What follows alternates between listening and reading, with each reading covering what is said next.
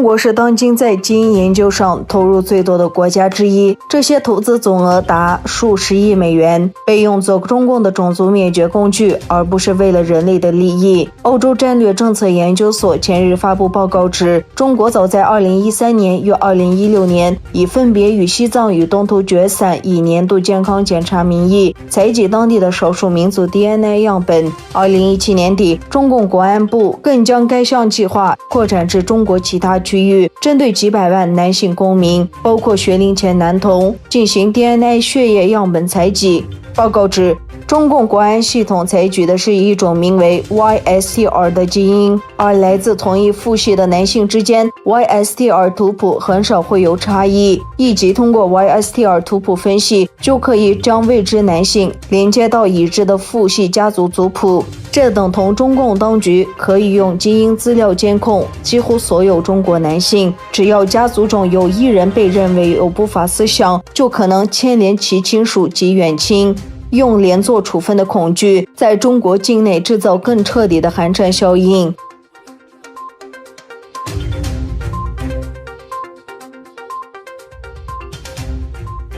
Amerika Avam Palatasının başlığı Nancy Pelosi, Amerika Prezidenti Trump'ның Uyghur kişilik hüquq siyosati qonunining ijrosini vaqtincha kechiktirish haqidagi so'zlarga norozilik bildirdi.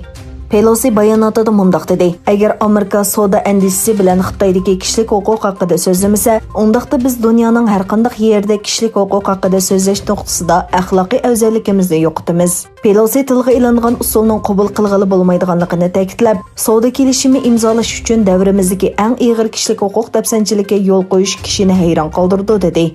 Amerika to'r taratqusi Aksiyon dushanba kuni Amerika prezidenti Trump bilan o'tkazgan ziyoratning mazmunini e'lon qilgan.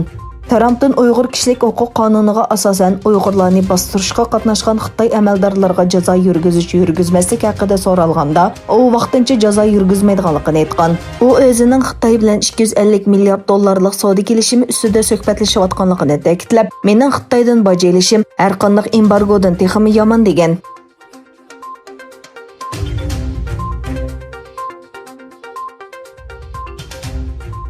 中国方面星期二证实，印度和中国军方星期一在中印边界举行军长级会晤，双方达成双方军队脱离接触以避免冲突或冲突升级的协议。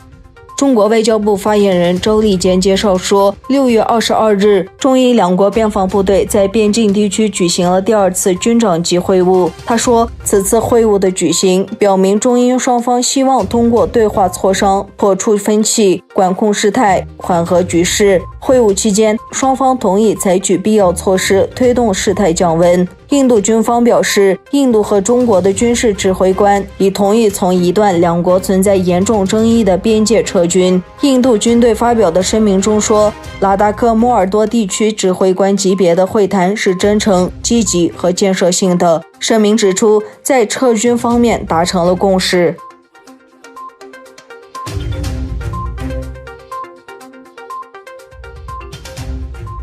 美国已向联合国安全理事会提出一项决议草案，提议延长对伊朗的武器禁运。武器禁运是2015年伊朗核子协议的一部分，定于10月到期，但华府致力延长这项禁运，因为美国与世仇伊朗紧张情势依然高涨。美国在提交给联合国安理会的新决议草案中，要求禁止向伊朗出售、供应和转让武器及相关材料。该法案还要求进行检查，只要有合理的理由，禁止那些前往伊朗的船只上的材料。